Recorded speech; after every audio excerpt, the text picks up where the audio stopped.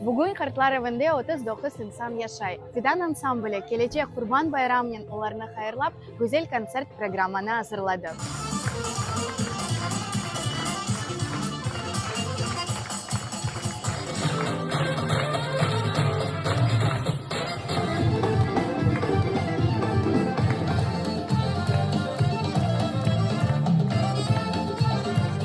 Каждый год наш ансамбль организовывает мероприятия в Хартла-Ревы, и в этом году это не исключение.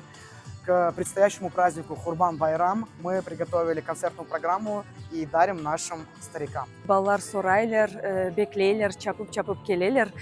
Bizim hartlarımızı hürmet etmek, sevmek gerek ve onlardan bilgi almak. Çünkü hartlar bu bizim baylığımız.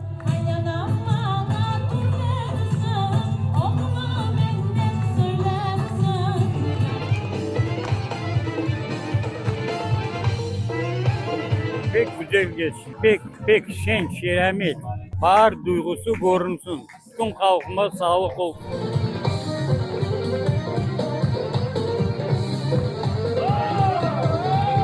Tekaran gönlümüz açıldı. Her daim gelip turunuz. Allah sizlerin yaxşı günler, asıl hastalıklar görmeniz.